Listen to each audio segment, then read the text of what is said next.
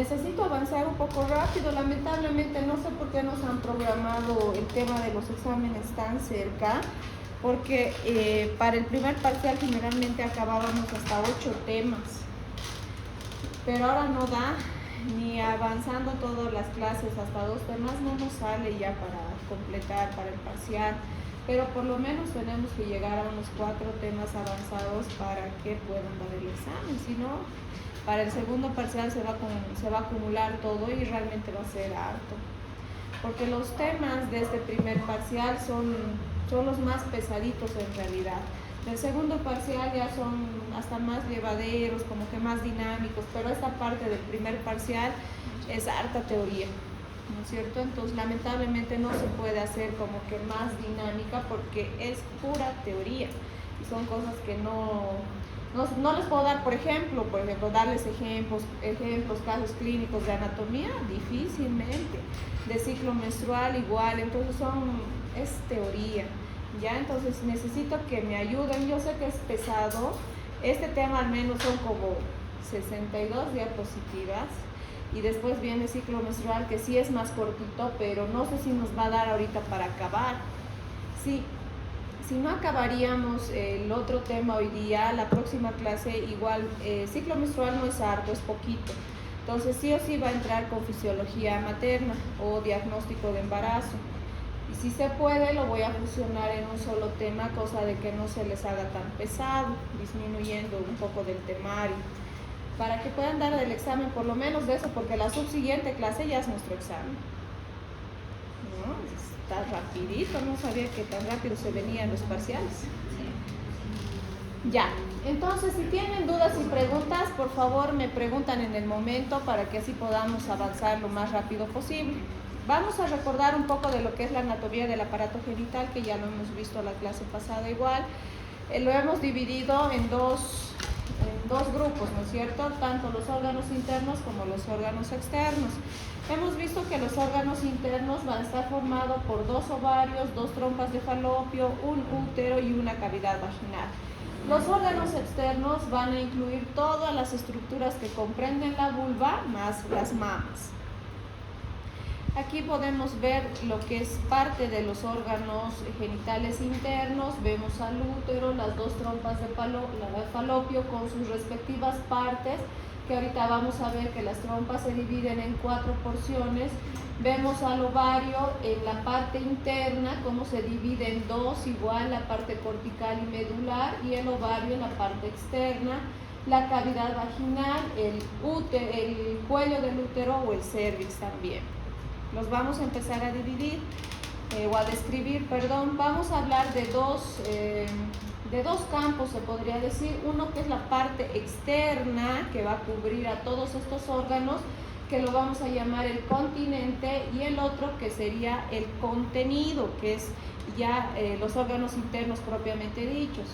Vemos que el continente va a estar formada principalmente por la pelvis femenina, o sea, la parte ósea, con todos los huesos que van a formar la pelvis, el sacro, el coxis y la unión de estos 2 huesos, ¿no es cierto? Va a dar origen a toda la pelvis femenina.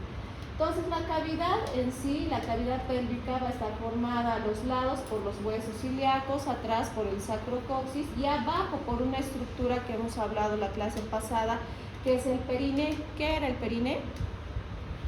¿O por qué estaba conformado el periné?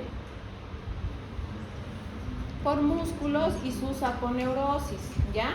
Entonces ahorita vamos a entrar a describir eso también. El contenido ya va a ser los órganos genitales internos propiamente dichos, parte de la vejiga y las porciones terminales de los uréteres, el colon sigmoides y el recto. Entonces, ¿qué era el periné? Era un conjunto de partes blandas que van a cerrar hacia abajo la excavadura pélvica. Va a estar formado por músculos con sus aponeurosis que van a formar el piso pélvico. Lo vamos a dividir en 2, en una parte anterior y una parte posterior. Vamos a ver que existen 2 triángulos. Un triángulo anterior que también se llama periné urogenital, que va a estar atravesado en el hombre por la uretra y por la mujer, además de la uretra, por lo que es la cavidad vaginal. y el triángulo posterior, que también se denomina perineal, que va a estar atravesado por la parte perineal del recto, o en otras palabras, la abertura del ano. Los músculos que van a conformar el perineo lo vamos a dividir en 3 planos. Un plano profundo, que se va a denominar también diafragma pélvico de Henle, que está formado por los músculos del elevador del ano y el isquiococcigio.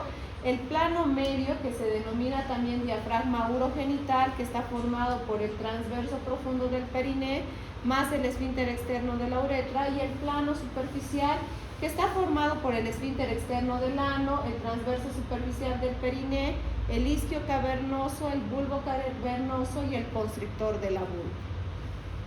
De estas cosas puntuales que ustedes tienen que saber, que en el perineo existen 3 planos, 2 de ellos van a formar diafragmas, uno el profundo, el pélvico de Henle, y el medio, el urogenital. Aquí podemos ver en imagen cómo están distribuidos los 2 triángulos y además los músculos que van a conformar este suelo pélvico. ¿Cuáles son las funciones de la pelvis? Que igual ya lo hemos hablado en la clase pasada. Las principales funciones es que va a servir de soporte, de apoyo a la columna vertebral, va a asegurar el mantenimiento de las vísceras abdominales, protege y asegura la estabilidad de los órganos del aparato genital, y durante el embarazo también va a alojar al feto y lo va a proteger durante todo su crecimiento. Vamos a hablar de los genitales externos, de los órganos genitales externos. Hemos dicho que están comprendidos dentro de esta estructura que se llama vulva. ¿Y qué es la vulva? Es una región anatómica compleja que va a abarcar un conjunto de órganos externos de la mujer. Sus límites: hacia arriba va a estar la pared anterior del abdomen, posteriormente va a estar el perineo, que ahorita acabamos de describirlo, y lateralmente están las caras mediales de los muslos. Va a comprender de arriba hacia abajo el monte de Venus, los labios mayores, los labios menores y todo lo que es el vestíbulo. El vestíbulo hemos dicho que era toda esta estructura anterior, ¿no es cierto?, que va a comprender otra serie de estructuras que ahorita igual los vamos a describir. Pero la vulva en sí, en realidad, va a abarcar a todos los órganos genitales externos. Eso tiene que quedarles claro, ¿ya? Todo queda comprendido dentro de la vulva. Vamos a empezar a describirlos, y la parte superior hemos dicho que es el monte de Venus, que es la acumulación de tejido adiposo subcutáneo, que va a estar situada sobre el pubis y lateralmente hemos dicho sobre las caras mediales y los labios mayores. Los labios mayores son las carnosidades. Estos son los labios mayores, los que vienen a ambos lados de la cara interna de los muslos. Igual son formaciones fibrograsosas que van a estar envueltas por una cubierta cutánea, y también van a tener bastante vello púbico. Van a limitar hacia la hendidura vulvar y están separados de los muslos por el surco genitofemoral. Internamente van a estar separados de los labios menores por el surco interlabial. Estos son los labios menores, estos repliegues que ustedes ven aquí, y en medio de ellos, si ustedes ven esta imagen medio blanquecina, ese es el surco que va a dividir los labios mayores de los labios menores. Muchas veces confunden esto y ven a los labios menores como los labios mayores, porque a veces en algún tipo de mujer estos labios menores son más prominentes y salen más hacia afuera. Entonces muchas veces piensan que esto se trata de los labios mayores, y no es así. Los labios mayores son esta carnosidad, son más gruesitos y que van a cerrar por completo todo esto, todo el vestíbulo, va a cerrar completamente. En cambio, los labios menores son más delgaditos, son estructuras más finas que van a estar más en contacto con el introito vaginal o con la entrada de la vagina. Los labios menores entonces son repliegues cutáneos modificados de aspecto liso y húmedo, que van a estar separados de los labios mayores, y hemos dicho por el surco interlabial, y del vestíbulo, que es la parte interna de los labios menores, por el surco ninfohimenial. En la parte superior van a formar el capuchón donde está el clítoris. Ustedes ven ahí arriba la imagen donde dice A con una flecha. Ese es el clítoris, ese es el capuchón que está envolviendo al clítoris.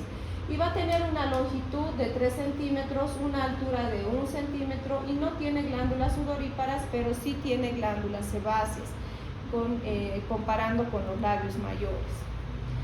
Existe un aparato eréctil en la mujer también, al igual que en el hombre, y va a estar formado por dos estructuras, por dos estructuras, uno que es el clítoris y el otro, o los otros, que son los bulbos. Entonces el clítoris va a estar situado anteriormente a la hendidura vulvar, anterior al meato urinario, y va a estar constituido por los cuerpos cavernosos que van a nacer de las ramas isquiopubianas y van a contener al aparato ligamentoso o el ligamento suspensorio. Y los bulbos, que son órganos pares y simétricos que van a ser similares al cuerpo esponjoso en la uretra masculina. Se van a localizar entre el meato urinario inferiormente y el clítoris superiormente.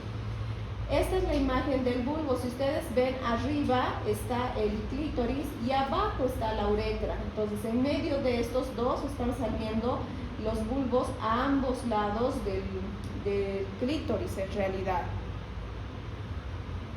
Vamos a describir aquí al vestíbulo. El vestíbulo hemos dicho que es el espacio que va a estar situado entre los labios menores. Hacia atrás va a cerrar el espacio de la horquilla vulvar y como ya habíamos mencionado la clase pasada, va a estar formado por una serie de estructuras. Y si vamos a ver de arriba hacia abajo, vamos a describir a cada una de estas estructuras. Arriba, ¿qué tenemos? El clítoris. Debajo del clítoris, ¿qué tenemos? Ya, el frenillo del clítoris es esa parte que está más engrosada, donde dice B. Y más abajo, ¿qué tenemos? El meato urinario, que está con C, ¿ya? Y a los lados del meato urinario están unas glándulas que se llaman glándulas paraureterales o de Skene, ¿ya? Están a ambos lados de la uretra.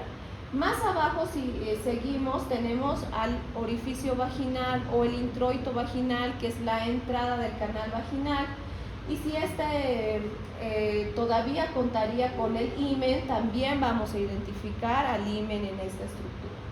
Más por debajo, ya por debajo de la horquilla del orificio vaginal, vamos a encontrar a las glándulas de Bartolino, que van a estar situadas a ambos lados de las caras internas de los labios menores, ¿ya? Más abajo la fosita navicular y finalmente el frenillo de los labios menores. Las glándulas vestibulares mayores también se conocen como glándulas de Bartolino.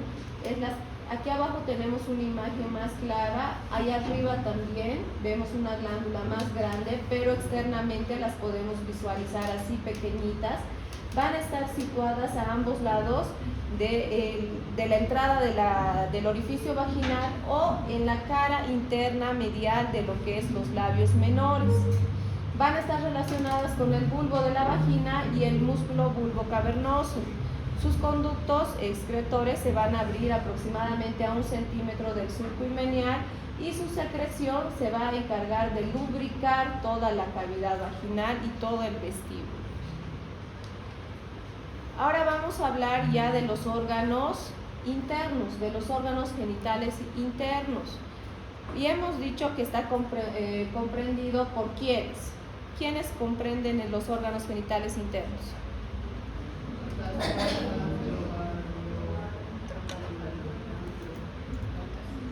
A ver, más fuerte, más ordenadito.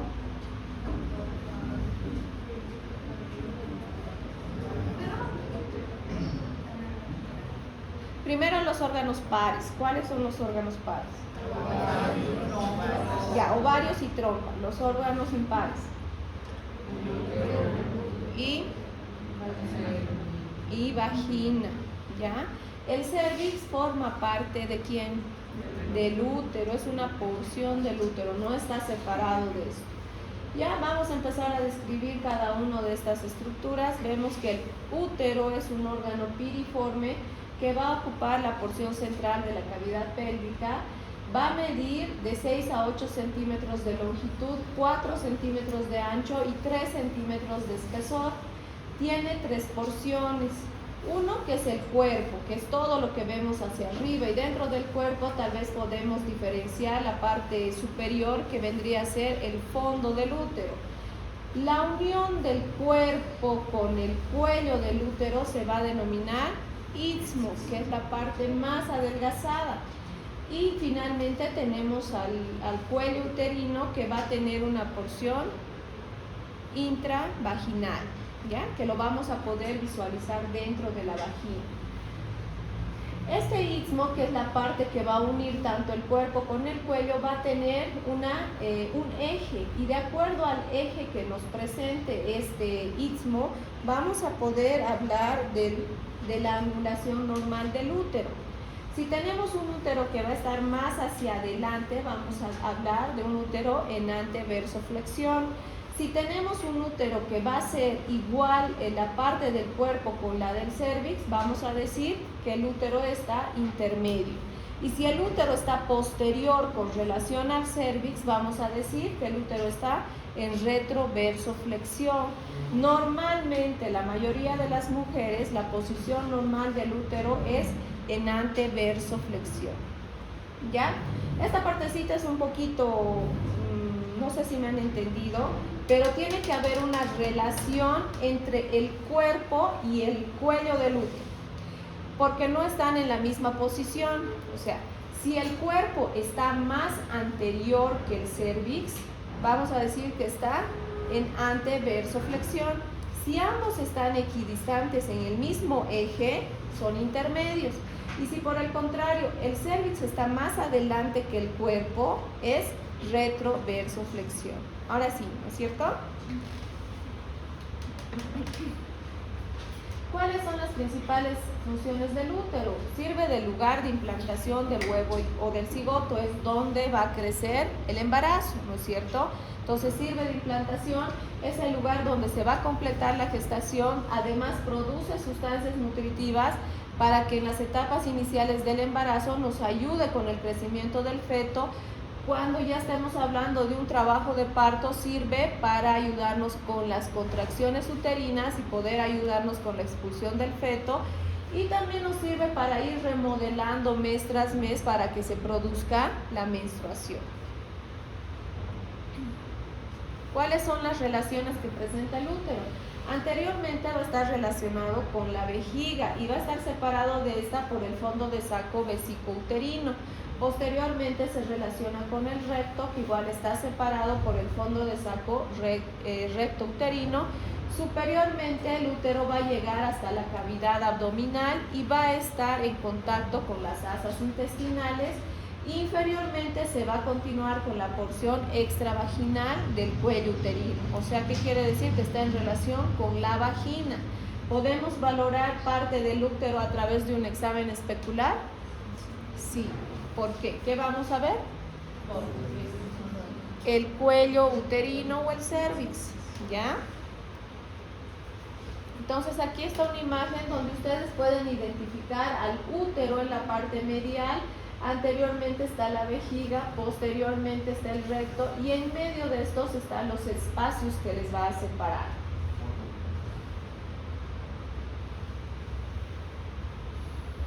Una parte bien particular del útero es esto, ¿no es cierto? El cuello uterino, que muchas veces pensamos que está aparte del útero o es otra estructura aparte, pero ya estamos viendo que forma parte del útero. Sin embargo, tiene connotaciones bien particulares y que ustedes ya se van a ir dando cuenta en todos los temas que hablemos. Y cuando ustedes lleven temas, por ejemplo, de cáncer de cérvix, cuando veamos trabajo de parto, la parte del cérvix o del cuello uterino es muy particular con respecto al resto del útero, ¿ya? Entonces, por eso es bien importante que ustedes sepan anatómicamente dónde está el cérvix, cuánto mide el cérvix y cada una de sus particularidades que tiene, ¿ya? Por ejemplo, esta mañana hablábamos en la clase de qué es el borramiento. Cuando hay una paciente que esté en periodo de dilatación y borramiento, hemos hablado de qué era el borramiento, chicos, en la clase esta mañana.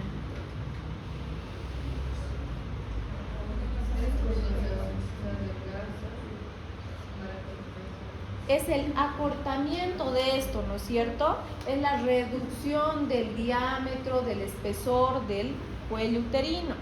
Entonces, por eso es que ustedes tienen que conocer, cuando hacemos las valoraciones de un trabajo de parto, por ejemplo, hablamos de la dilatación y el borramiento. Estas valoraciones son muy subjetivas, ¿no es cierto? Yo puedo decir, hay aquí 70% de borramiento, 30% de borramiento. De una persona que está valorando a otra puede haber ciertas variaciones, pero no deberían ser variaciones enormes. ¿Y cómo vamos a hacer eso? Conociendo la anatomía de esta estructura. Si ustedes saben que generalmente el cuello del útero mide aproximadamente de 3 a 4 centímetros, ese es su parámetro de referencia. Entonces, si estamos hablando que el cuello se va a ir acortando para que ese bebé pueda nacer y el cuello uterino se abra completamente, entonces ustedes cuando hagan un tacto vaginal y encuentren un cuello uterino con dilatación de 1 centímetro o de medio centímetro, ya irán diciendo, ¿no es cierto? Si ven de 1 centímetro, que hay un borramiento de un 50%.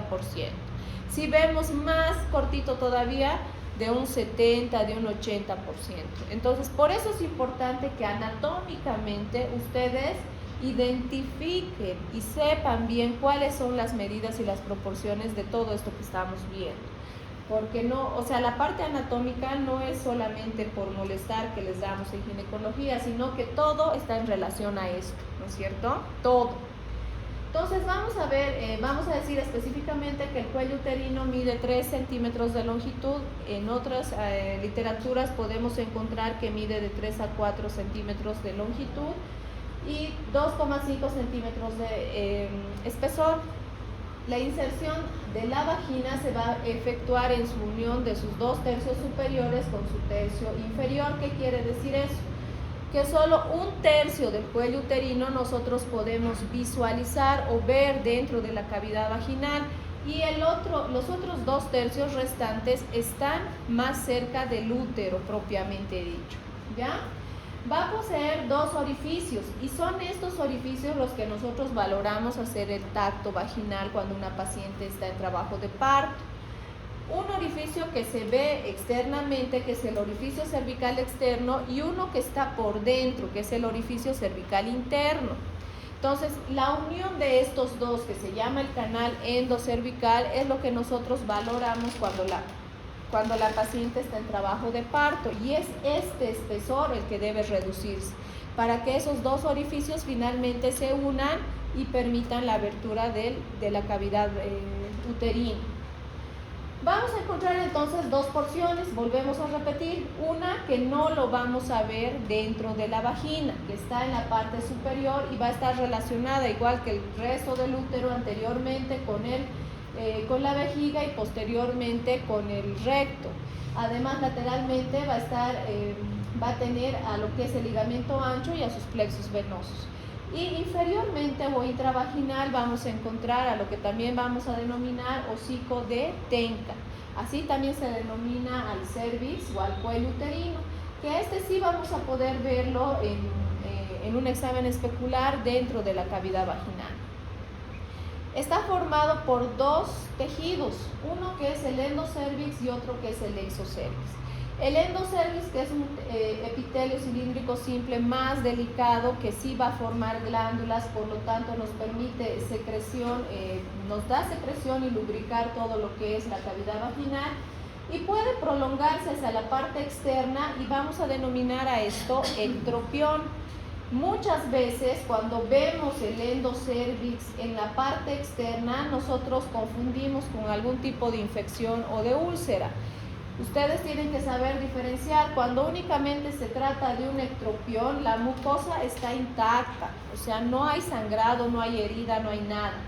Sin embargo, ven hacia la parte externa, ven algo más rojito, ¿ya? Ven algo más rojo y piensan que esto es un proceso infeccioso. pero no, esto es parte del endocervix. Y ya la parte externa, esta parte de aquí, está formada por un tejido más fuerte, es un tejido estratificado, que también puede prolongarse hacia adentro, y ahí lo vamos a denominar entropión. La unión de esos dos tejidos, tanto del endocervix como del exocervix, no sé si logran identificar aquí, es como que se empieza a unir esto con esto, se llama zona de transformación. En esta zona de transformación es donde se inician los procesos metaplásicos. En otras palabras, ahí empieza el cáncer a nivel del cuello uterino, ¿ya? Porque siempre es una zona de transición, como no están ambos tejidos en esa zona. Por lo tanto, permite proliferar mucho más rápido cuando el virus del papiloma humano invade este cuello uterino. Entonces, ¿dónde se inicia el cáncer? En la zona de transformación. ¿Qué es la zona de transformación? Es la zona de unión de ambos tejidos, del endocervix y del exocervix, ¿ya? Eso no se pueden olvidar nunca. También habíamos hablado la clase pasada que el útero y el cuello uterino está sostenido por varios ligamentos. Dentro de ellos hay ligamentos principales o primordiales, tres principalmente a nivel del cuerpo del útero: el ligamento ancho, el ligamento redondo y el ligamento uterosacro. El ligamento ancho, ustedes ven la imagen de ahí arriba, tal vez aquí les voy a mostrar más claro, son estas dos hojas. Son dos hojas peritoneales que van de lado a lado y van a cubrir al útero tanto anterior como posteriormente, y se van a ir a fijar a las paredes de la pelvis, ¿ya? Van a dividir a la pelvis en dos compartimientos, uno posterior o retrouterino y uno anterior o preuterino, que va a estar más relacionado con la vejiga. Y va a tener a su vez tres aletas, una anterior, una media y una posterior. Dentro de los otros ligamentos tenemos al ligamento redondo, que también lo vamos a poder identificar aquí. Nace de los cuernos del útero. Estos dos, que ustedes ven aquí, son los ligamentos redondos, que también nos sirven de sostén. Y por atrás vamos a tener al ligamento uterosacro, que va a ir a fijar tanto la parte del útero con el sacro. Ya en la parte vaginal, o hablando específicamente del cuello uterino, también vamos a encontrar a los ligamentos de McEnroe, que van a las caras laterales del cervix y van a unirse igual a las paredes pélvicas. Y finalmente hemos hablado también de los músculos perineales, que también van a estar sosteniendo todas las estructuras o todos los órganos genitales internos. La pared del útero también tiene sus particularidades y va a estar formada por tres tipos de capas o tres tipos de tejido. La parte externa, que va a ser la membrana serosa, que vamos a denominarlo el perimetrio. La parte media, que es la más gruesa, que va a estar formada por tejido muscular liso, es la que nos va a servir en el momento del trabajo de parto para producir las contracciones uterinas. Y la parte interna que ustedes ven ahí adentro en la imagen, que se denomina endometrio, que es la mucosa epitelial donde se va a llevar a cabo en sí la gestación propiamente dicha. ¿Cuáles son las funciones del útero? En realidad el útero no cumple funciones muy grandes, a no ser que exista embarazo, ¿no es cierto? Porque no va a producir otro tipo de función si no es solo durante el embarazo. Aparte que cíclicamente la mucosa uterina nos va a brindar o nos va a proporcionar el ciclo menstrual, cada mes se va a regenerar para que se prepare mensualmente para albergar a un óvulo fecundado. Y la parte muscular nos sirve, ya lo hemos dicho, durante el trabajo de parto con las contracciones uterinas. Esas son las principales funciones del útero, no cumple otras funciones externas. La vagina también es bastante particular, tampoco tiene funciones muy grandes, pero sí durante el trabajo de parto. ¿Cuál es la característica principal de la vagina?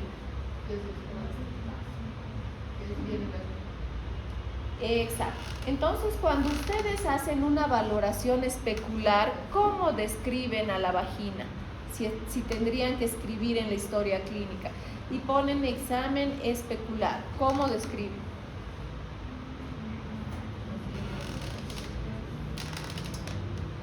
Porque ¿qué es lo primero que van a valorar en la vagina? La elasticidad, pero ¿cómo lo describen? Porque ahorita ustedes ya tienen que empezar a hacer las historias clínicas y aprender a redactar en realidad las historias clínicas. Porque una cosa es lo que yo sepa teóricamente y otra cosa lo que voy a hacer en la práctica, ¿no ven? Entonces, ¿cómo ustedes describen a la vagina? Vagina de paredes elásticas, ¿ya? Entonces es su primera descripción y me imagino que tal vez muchos de ustedes ya están yendo a las consultas y tal vez haciendo exámenes especulares. Entonces, cuando pongan un espéculo, la primera descripción o valoración que ustedes hacen de la vagina es esa, ver si esa vagina tiene o no tiene paredes elásticas. Por ejemplo, las mujeres que ya están en la menopausia, ¿creen que tienen la misma elasticidad que las que son jovencitas como ustedes? No, ¿verdad? Entonces, por eso es que se pone eso como primera valoración, vagina de paredes elásticas. Y ya posteriormente lo que ustedes ya vayan viendo se pondrá, si se observa líquido blanquecino, lo que ustedes observen se va anotando. Pero la primera valoración que hacen es eso, valorar la elasticidad de la vagina. Entonces, ¿por qué? Porque ustedes tienen que saber que ¿por dónde sale el feto? Por el canal vaginal. Entonces ustedes ven que aquí es un tubo muscular que no es tan amplio, pero durante el trabajo de parto alcanza una amplitud capaz de sacar a todo el feto, ¿no es cierto? Y después volverse nuevamente a su tamaño original. Porque la vagina no es que se queda amplia, como muchos piensan que después del parto queda todo eso así abierto, ¿no? Vuelve nuevamente a su tamaño original. Entonces, esa es la primera valoración que nosotros tenemos que hacer de la vagina. Vamos a empezar a describir. Entonces, es un tubo muscular dilatable que va a medir de 8 a 12 centímetros de longitud, o sea, de adentro hacia afuera, eso es lo que mide. Se va a abrir al exterior por el orificio vaginal o por el introito vaginal que va a estar situado en la vulva, y en su parte interna va a formar un manguito alrededor del cuello uterino.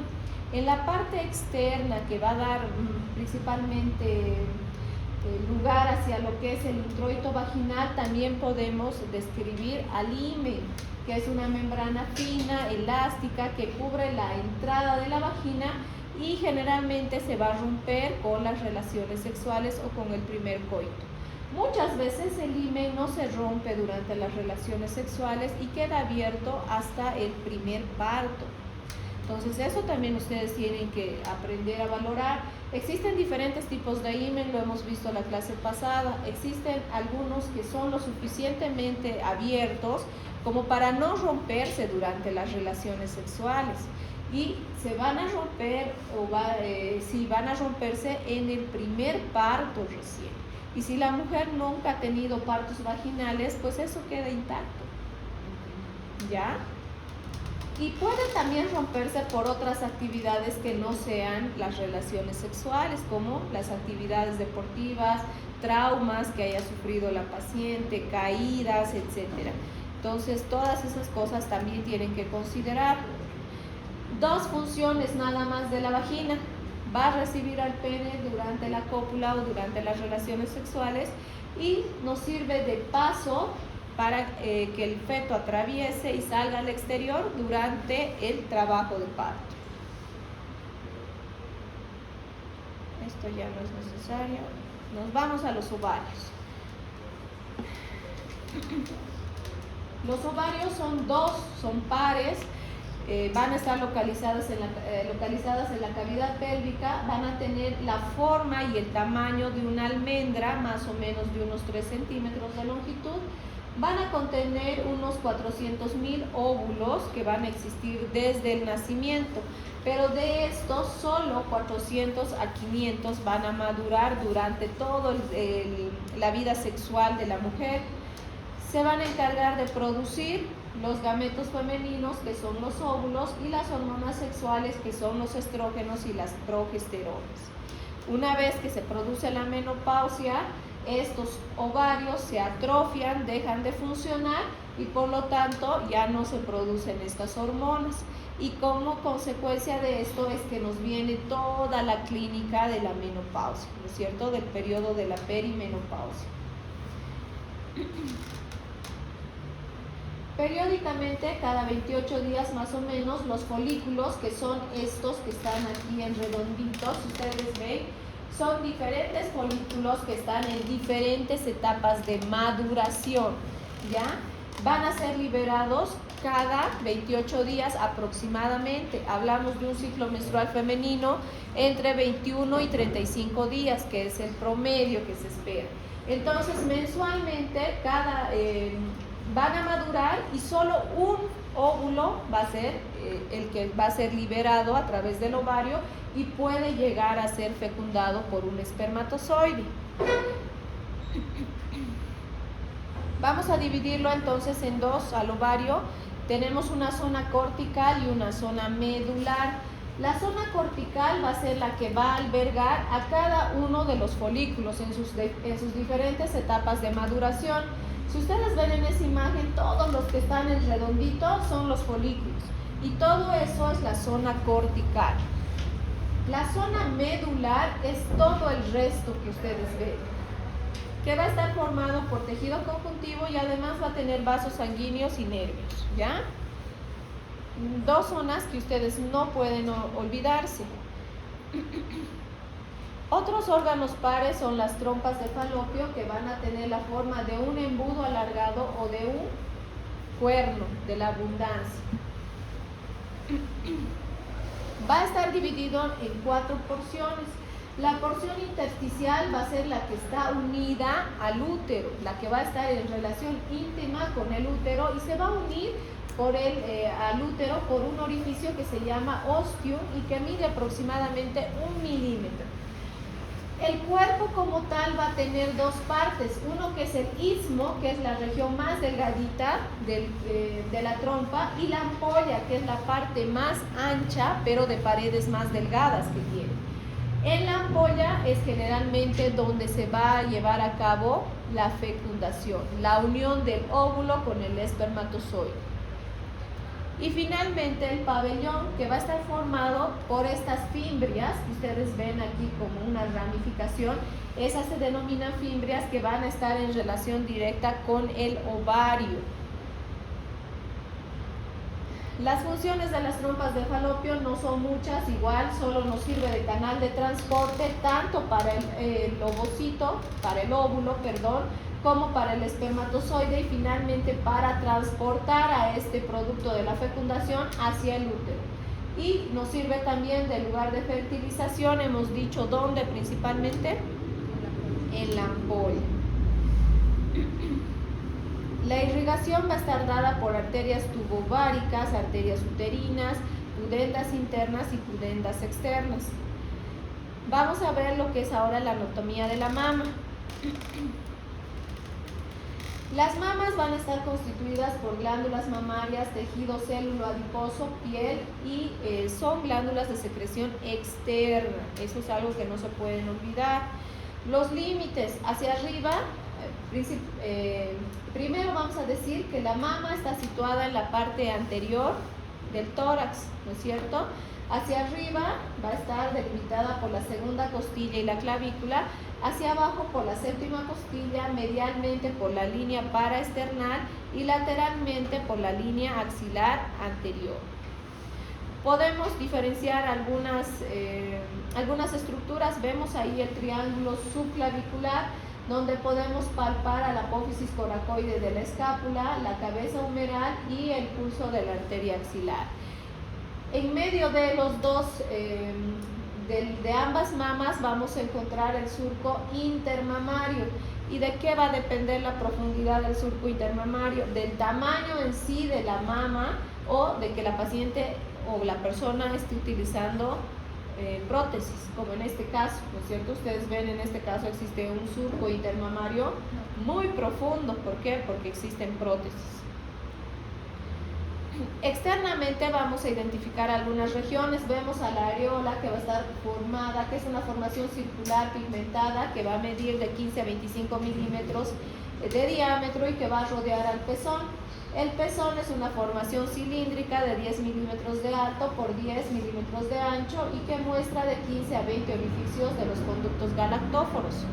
Inferiormente tenemos al surco submamario, Ya describiendo a la mama propiamente dicha, vamos a ver que de afuera hacia adentro, primero que vamos a encontrar, la piel. La piel, que es delgada y fina, y va a mostrar al pezón y a la areola que hemos hablado hace un momento. Y alrededor del pezón se halla la areola, que es una formación circular pigmentada con abundantes glándulas sebáceas y sudoríparas grandes o glándulas mamarias accesorias llamadas tubérculos de Morgani. Si ustedes ven en la imagen de arriba, esos punteaditos más grandecitos, esos son los tubérculos de Morgani. Y cuando la mujer ya se ha embarazado y ha dado de lactar, ya no se llaman tubérculos de Morgani, sino se van a cambiar el nombre a tubérculos de Montgomery. ¿Por qué? Porque van a crecer, van a aumentar de tamaño y van a producir mayores sustancias. Después de la piel, que tenemos una capa subcutánea superficial, que también es llamada la hoja superficial o premamaria. Es una capa gruesa con celdas de tejido adiposo que van a estar separadas por tractos fibrosos que se extienden desde los lóbulos glandulares hasta la piel, razón por la que se van a denominar ligamentos suspensorios de Cooper. Estos ligamentos suspensorios son los que nosotros valoramos en toda paciente. Cuando ustedes ven una paciente y les dicen, alce la mano, o ustedes mismas cuando se hacen sus exámenes mamarios, sus autoexámenes a través del espejo, ustedes levantan las manos, ¿verdad? Ven cómo está la piel, si la piel está firme, si existen retracciones, etc. Son estos ligamentos los que valoramos al hacer esas maniobras, subir, bajar, apretar. No valoramos los músculos, valoramos estos ligamentos. ¿Por qué? Porque si existe una neoplasia, un cáncer a nivel de la mama, los principales los primeros en afectarse y producir alteraciones visibles son estos ligamentos. Entonces son ustedes los que valoran al hacer el examen físico, ¿ya? Los ligamentos de Cooper, no se pueden olvidar de esos. Y detrás de esto ya tenemos a las glándulas mamarias propiamente dichas. En cada lado se van a ubicar, igual como ya las hemos descrito, anterior al músculo pectoral mayor. Entre la segunda y la séptima costilla van a estar constituidas por el estroma, que está formado principalmente por el tejido adiposo y es el que va a dar el tamaño a la mama. Mientras más tejido graso tenemos, más grandes las mamas. Mientras menos tejido graso, más pequeñas las mamas.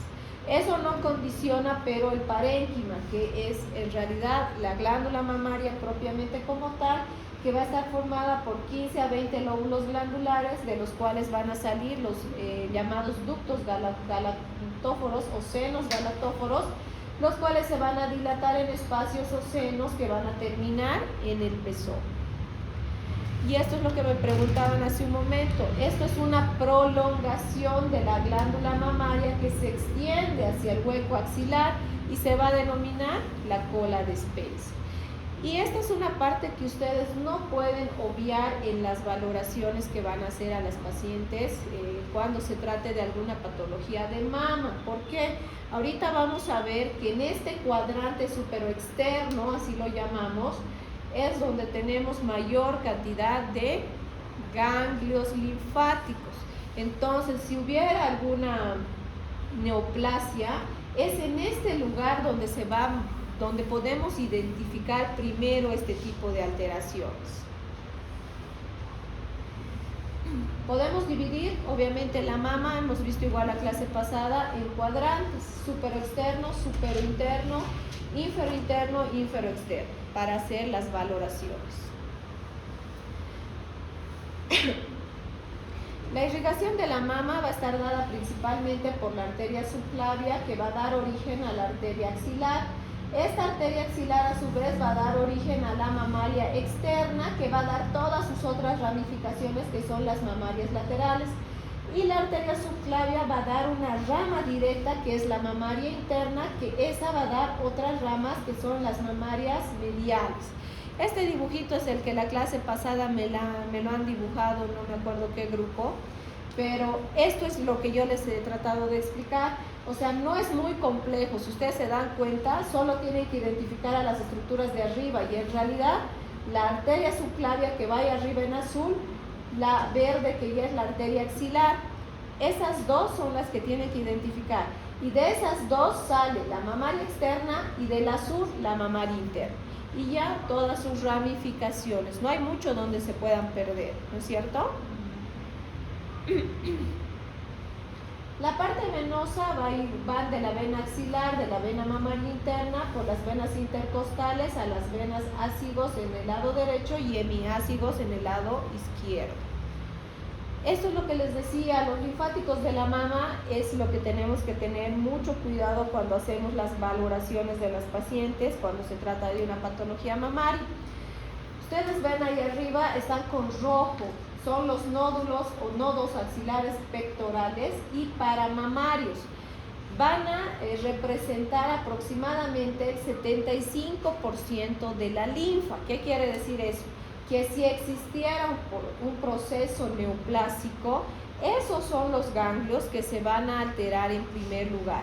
Por eso es que ustedes no pueden dejar de valorar a nivel de la axila, y muchas veces obviamos esa parte. Nosotras mismas, al hacernos los exámenes, es donde primero tenemos que valorar.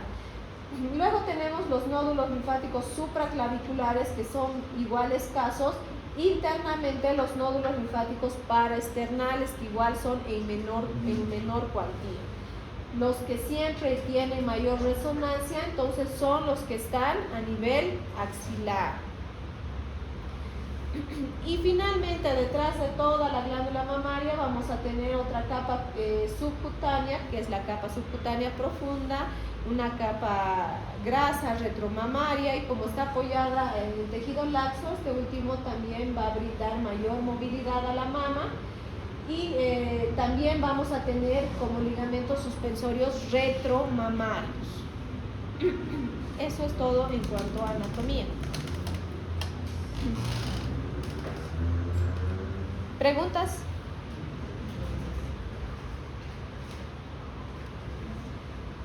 ¿Creen que puedan resistir la otra clase más?